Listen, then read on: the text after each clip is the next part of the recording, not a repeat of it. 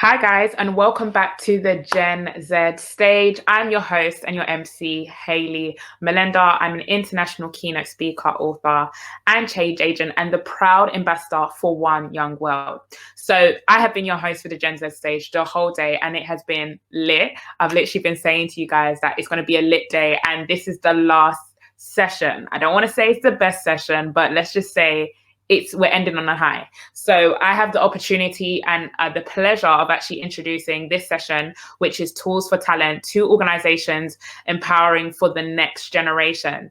And I have the pleasure of actually introducing Solomon, who is the moderator, who is an amazing, amazing person, amazing speaker, and prolific in terms of the things that he does. So Solomon, I'm just going to hand it over to you.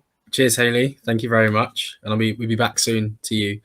I'm going to introduce Kate Arthur. She's on this panel with me as well. Kate's the founder of Kids Code Jeunesse, KCG, and it's a national charity determined to give every Canadian child access to digital skills education. In 2019, KCG launched #Kids2030, which is an initiative to educate kids and educators on artificial intelligence, ethics, and on using technology to achieve the UN's Sustainable Development Goals by 2030. Hi, Kate. Hi, Solomon. Great to see you. How are you doing? Good. How are you? Very well, thank you. We're just going to fire away immediately. Okay. We're going to, do this Q&A in the form of a very relaxed fireside chat. But having done a quick look at the work that you do, Kate, I've got, as you can imagine, lots of questions, and I know the audience will as well. And we will get to that during the Q&A. But I'd love to hear more about your why. Why did you decide to start KCJ? What's the backstory? So I'm gonna just join to what we were saying before, Solomon, that you started yours in your charity in your bedroom, and I started mine in my living room, and here we are. Exactly. back in where we started everything, and it's a great time to reflect back on why we started it and the importance of what we do relative to the situation we're in now. So I started having 3 young daughters. I'm based in Montreal in Canada right at the moment, and I was worried about what they were learning in school and the future of their education, given that they weren't learning the tools to create and communicate in society. And I'm a strong believer in that education is to make sure our kids are socially and economically prepared for the world around them, and again, able to create and communicate. So in 2013, I checked in with my gang, my husband and my family, and I said, look, this is something I really want to do, and not just for my kids, but I think we need to do it for all kids, and that's how I started. How about you? Awesome. So the idea actually started in the classroom before it went to the bedroom, then to the boardroom, and now back to the bedroom. But I used to be a secondary school teacher or a high school teacher, and I did a program called Teach First, which is related to the Teach for All family. And you're placed in a low-income community where educational inequality is a really big problem. And I was really alarmed at a few things. The first was illiteracy amongst the pupils that I taught, whether they were from a working class background or if they were from a refugee migrant background. I taught kids who were kind of 14 to 16 years old, and they had the reading age and the writing abilities of children who were kind of 4 to maybe even 6 years younger than them. So that was really, really shocking. And I was 21 at the time as a secondary school teacher. So the gap in terms of our educational journeys were not particularly broad at all. And I was also alarmed about the rise of misinformation I saw on the internet, social media platforms. At the time, there was a massive conspiracy theory about Barack Obama, someone who I look up to a lot, about his place of birth. And I saw how that birther conspiracy could have been potentially really damaging to somebody's reputation and their lifelong work. And I thought that the ancient tools of misinformation, but this time they were attached to digital weapons, were being used to subvert democracy. And I thought that was really dangerous. And I also felt that young people, the kids who I taught, and certainly as somebody growing up in a kind of unremarkable part of South London, I didn't feel that they had a voice, and I certainly didn't feel I had a voice either at the time. So I thought we could give kids media literacy training, give them a voice, people would listen, and the world would become a better place. And and it didn't initially take off like that. It was a writing club, a journalism club in my classroom, and kids just wrote about, you know, why Arsenal lost their football match on the weekend, or their favorite pizza recipe. So that wasn't necessarily the angle that I thought would improve their local community. So I decided to train them as local news reporters, and it's developed since then. But I will go into that in a bit more detail, but it'd be good to hear from you just how KCJ uses technology and teaches the young people who take part in the program about the benefits and also some of the potential pitfalls with regards to artificial intelligence. Yeah, when we started, there was very much the focus on coding and computational thinking, and we were very fortunate in Canada to receive the support of the federal government to help us really grow and expand. And through that, we had reached over 300,000 kids across the country. Canada's a really big country, so it's and in 2 languages, so we're a bilingual country. Once we had really felt this momentum and movement of coding not being that scary word anymore, that people were starting to understand what it meant, we stepped back and thought, how do we now give children the tools to use this technology for good? How do we make them use these platforms, algorithms to work towards problems in their community? And that's where we've tied in the United Nations Sustainable Development Goals, the 17 goals, as a 10-year plan from 2020 to 2030 to when they're supposed to be achieved. Let's get kids engaged, because they have a voice, and they have a very powerful voice, and they need the tools and the skills to be able to, and the platform to vocalize that. So that's in last year we launched Kids 2030, Jeunesse 2030, and it is fundamentally around algorithm literacy, artificial intelligence, the ethical implications behind AI, and then using that technology towards good. Artificial intelligence is almighty powerful, but it's not magic, and it's invisible most of the time. And it is our children are the first generation ever to live in a world controlled by AI. So it is really important that they understand who's building it, the diversity in who's building that, how it's being used, how their privacy is protected, and the multiple questions around that. But that's the fundamental that we want to give them, that foundation, so that they can use that towards the global goals. And how do you reach out to the kids? How do you make them aware? I know it comes from the federal government, so that's certainly very helpful, because they control the marketplace, I assume, for education in your country. It's actually quite complicated. So unlike the UK, which you have a Department of Education, we have 13. And then each one is divided into English and French. So they're the provinces are responsible for education.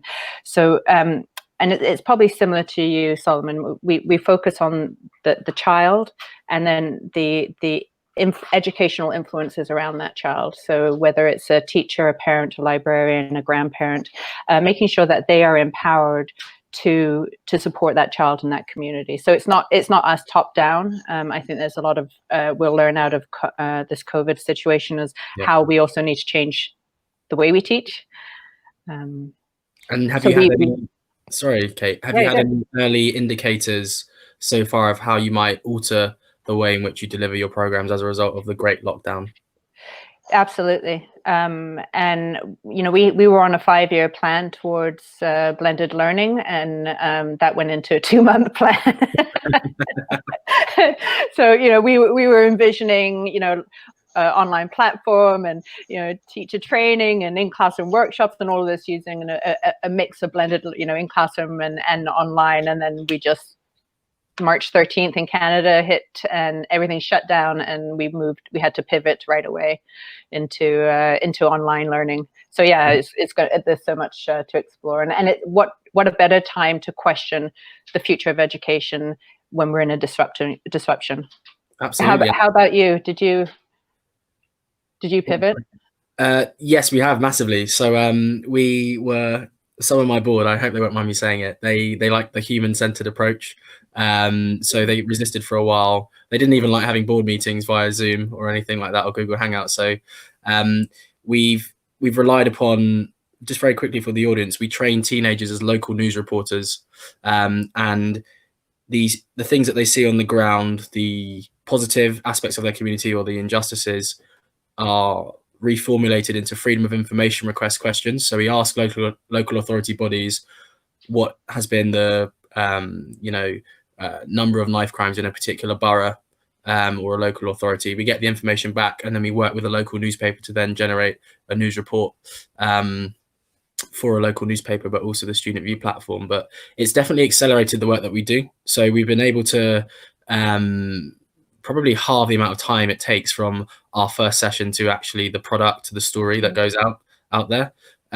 So that's been very helpful and efficient for us. And it's definitely made me think more about how we can, because we haven't really used the robot journalism, AI tools that are available at the moment. We've just relied on very helpful, sophisticated computer programs like What Do They Know to source FOI requests. But I'm talking to an organization at the moment about how we could use our Student View reporters and how they could use AI technology to generate stories from huge public data sets.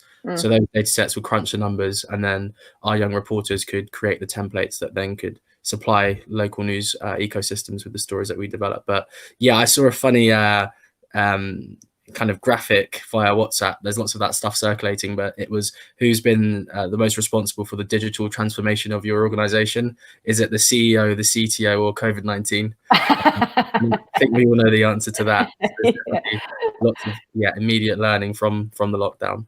Yeah, absolutely. Well, when we first went online, we found that we were spending quite a lot of time just helping teachers learn to use the technology. So there was an amazing acceleration that we've seen to bring some of what we would consider some of the slower adopters of technology. It would be the education system. They've been forced there, which is a great opportunity to build on now that we're here and they're all starting to use it and starting to learn to teach their kids through technology like this. A bit of a problem that we've had is that, so we work exclusively with hard to reach groups, and the state of the UK public education system means that they're digitally not as nimble or as agile as they could be. And the lockdown's been a huge issue, particularly for children on free school meals who don't necessarily have a strong internet connection at home or a tablet that they might be sharing with their siblings. Do you have any tips for organizations working on the outside, supporting schools, but focusing explicitly on hard to reach groups? How could they maybe work better with teachers or parents? What tips or shared learnings do you feel you have to share? I mean, that's the $1 million question. I think with what's happened with COVID, it's really shown the digital divide of those who have and those who have not, whether it's hardware, like you said, or Wi-Fi. I believe in your news today, there were 2 million UK households without Wi-Fi. That's not acceptable anymore. It's an essential, and I think there's a responsibility from organizations like ours to be very vocal to government and to industry. I think it's I don't think it's a one-stop shop, and it's not one person or one organization that's going to solve this. It's very much a collective responsibility to move societies to be connected. First off, in Canada, we have different, depending on the provinces, we have telecom companies partnering with hardware companies and delivering that software and that internet to those families that are in need. But it's, I mean, if we're going to come post-COVID, this is one of the biggest questions. With UNESCO, there were over 1 billion children out of school. The disruption is huge, and there's something called the summer slump in education, where kids are out of school out of the summer, and when they get back into school in the new year, there's such a churn to get them back up to the level that they were when school finished. Imagine what we're going to face now. They haven't been in school since March, and then when are they going to even be in school in September? So, and then those kids with the learning difficulties from disadvantaged families, they're the ones that slipped through the cracks. So I mean, I wish I had an answer, but I think it's definitely a collective responsibility, and we all need to be vocal about it. Absolutely, and I definitely agree and echo the partnerships point and the examples that you mentioned. It would be interesting to know more about the partners. Yes, you've mentioned the federal government, but do you work with businesses and wider society? And do you have any case studies that you'd like to share with the audience today? Well, actually, funny enough, tomorrow we have an industry meeting, and we're bringing industry leaders from across the country together to take advantage of the space that we're in now, with so much having been disrupted. What do we want to see the future to look like? We're still teaching in ways back in the Industrial Revolution, in the early 1900s, top-down teaching. That's not acceptable anymore. If we're going to get the kids the skills that they need to work towards the global goals, or this pathway to 10 years, they need to learn how to collaborate, to communicate. They need to peer-to-peer learning. They need to be building their creative and critical thinking skills, and that happens hands-on and learning from each other. And so I think there's a lot of opportunity. It just needs to start with discussions and shaping what do we want to see as not just our country. I don't think. I think most of much education now has no barriers in many ways, with artificial intelligence and coding, and we need to work together, countries, to make sure the kids are educated. Absolutely. So it's definitely a responsibility of all of ours. In the UK, do you partner with industry and government? Yeah, so we're talking so with industry, yes. In the tech space, we are partnered with Google, and we're about to announce another partnership shortly with another technology company. The Google project was really helpful just because of the way that news in the UK, it needed disruption for a number of reasons, but 51% of leading news journalists in the UK went to independent schools, and that only accounts for 7% of children going to school. So the stories that you see generated are not reflective of society. And that was a big issue for me. So what we've done, it was kind of a blank piece of paper. Our big, hairy, audacious goal was to create a newsroom in every school and ensure that the public debate was driven by young people, particularly from hard to reach, or some people might say easy to ignore communities. And I'm really, really proud of what we've done so far. We've got kind of a few really brilliant case studies. One story from last year, we had 10 female reporters who were about 14 to 15 years old who lived in North London, and they had a really terrible experience with local bus transportation, and they wrote to the head of the bus performance network for the whole of Transport for London, and she came to the school. We can interweave some technology in there with her iPad and her spreadsheet, and she broke down the data to the student review reporters and said, yes, you're correct. Your daily experience actually has been corroborated by this data set that I now have to show you. And she pledged to improve the bus routes, and that's now happened. And that bus route serves the local community, and it takes 5.9 million passenger journeys a year. So that's changed from 10 student review reporters in a school who were frustrated, saw an issue that they needed to try and make a change with, and used online journalism as a tool to do that. I'm looking more, as I mentioned previously, just how I don't know if you've seen what's happened with MSN, and reporters are now losing their jobs because the robot journalists are taking over. That is incredibly awful for people losing their jobs, and that is a crisis. But there's also, I always find, an opportunity there as well. And what I am trying to work on is seeing how we can encourage or develop the skills and the perspectives, because everybody sees what's going on in the world. It's just you might not necessarily have the tools, the coding tools, or the literacy skills at present to share those stories with the world. So we're looking to see how we can use AI in particular and robot journalism to empower underserved communities on a large scale. And that comes back to the diversity and the importance of having diverse people building technology, whether from all parts of the world, to make sure that the AI tools are delivering the results that we expect or we hope to be right. and not all the time. Do you struggle between digital literacy and media literacy, and making sure that your students have access to both? Yeah, absolutely. I think another issue with that is just there people agree there isn't an agreed definitions of what these things are. That's really frustrating. Now the government call it digital media literacy. People say media literacy, people say digital literacy, and it's kind of splintering off, which isn't particularly helpful when you're trying to change a curriculum with central government. But what's interesting is the young people are aware of the experience, but they don't necessarily have the language to articulate their online information environments. And I see our work as a way to kind of we'll just give them the tools and the skills they need to be able to survive in this age of mass misinformation, because it's an absolute wild west out there. The tech's only becoming more sophisticated. Shallow fakes are a big problem at the moment, but once deep fakes develop in sophistication, as they will, just because human beings are curious people who create things and don't necessarily think of the implications, and we're going to be dealing with these problems for a very long time, and I only see that becoming worse, in all honesty.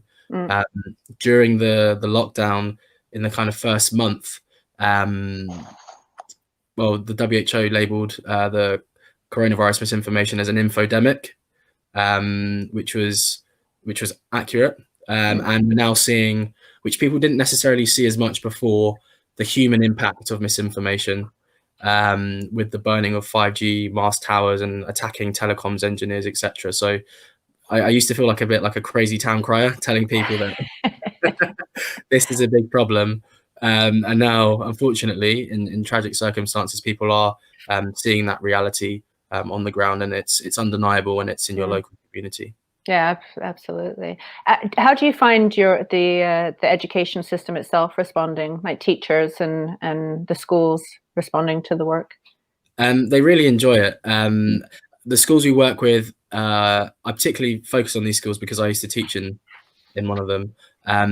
They suffer from funding cuts, lack of resources, and the overwhelming majority of teachers say that what we do is not reflected in the national curriculum. Our pupils are given an opportunity that they wouldn't necessarily have a chance to take part in. And even when we bring journalists along, they say, I'm learning things, which is excellent as well. And that's their profession. So it's been really well received, and we've got nice awards, which is all well and good. But my next thing is, and it's great to hear from you that you've been working with central government, because government has the ability to just take your work to a different scale and reach. So we're looking at we're talking to parliamentarians at the moment in Westminster about how we can form a forum in the Houses of Parliament to put media literacy, digital literacy on the map, and make policymakers aware of how important it is, and how our education system needs to catch up, because it's behind at the moment, and we're on the back foot. And the work that you do is absolutely essential, right? Education system is never going to move at the speed of technology and the advancements that are being made right now, and the importance of third-party groups where you can be nimble and you can be so agile to respond to, fake news, like you said, that was shallow and deep fake news. It's advancing. Who knows what's going to be next? Exactly. But you can be the voice for government. In that case. That would be the aim. And I think my experience is I did kind of start this with, maybe people just don't care, or somebody's actively trying to stop this from happening, but it's just universally accepted now that this is an enormous problem.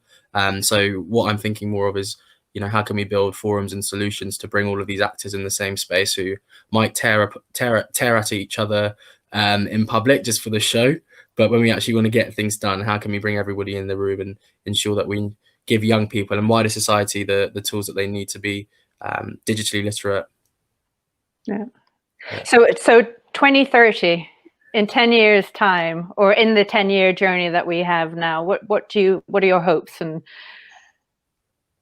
goals with the student view?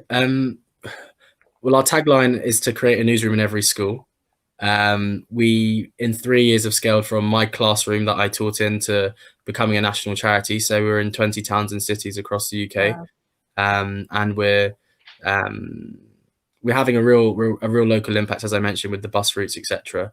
But what I have been thinking about as of probably Thursday, just because I've had the chance to speak to some smart people about it, is how we can use artificial intelligence and work with AI news agencies to give our young people the opportunity to shape the national conversation. So fingers crossed it can happen faster than 10 years. I don't know what world will be in 10 years' time, if I'm being honest. We'll be silly to try and predict it. But I definitely think that, it's important to think about how we can ensure that as much of society as possible is included in shaping the future. And if we can do that, I feel we'll be in a better place than we are currently. What about yourself? Where do you see the KCEJ in 10 years' time? Well, I take it year by year with hoping that the more kids we can give the voice and, again, the tools to learn how to advance their issues and their concerns. I mean, we're seeing it with, from climate change to Black Lives Matter, the voice of kids, they're making change, and to give them the tools to be able to go even further so that it becomes an actionable movement, that there's actual change that we do see. I do believe that for them to learn how to use AI, and at a basic level, that they don't need to understand how deep neural networks work, but understanding that input and output matters, that the quality of data matters, training data matters. What you can do with data is amazing and powerful, but it's important who put that data in there, where it's come from, and so very similar to your media literacy. The skills are very similar. It's about understanding. And using critical thinking skills to question. But I do think AI is going to be one of the tools that it will be able to help us in 2030 if we're hoping to see climate change improve and we're hoping to see, those 17 global goals addressed. It's going to involve technology, 100%. Absolutely. Do you have any final comments or questions before I pass over to Hayley?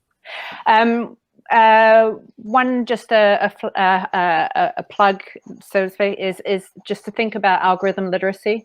Algorithms are all powerful, all around us, and I really think it's important that we start to teach kids how to understand algorithms. So to all of you out there, start to explore and learn and educate yourselves on what you can do in your community. Brilliant. And are there any thought leaders that we should be reading who are pioneers in algorithm literacy, or any articles or publications that we should read? We work very closely with CC UNESCO, so that's the Canadian Commission for UNESCO, but and UNESCO is doing a really great job at the moment of being vocal for the kids at the moment. Great. Brilliant. And you? Do we have time? Present, no, yeah, and I'm also conscious of time. I'm going to pass over to Hayley, and hopefully the audience have some questions for us.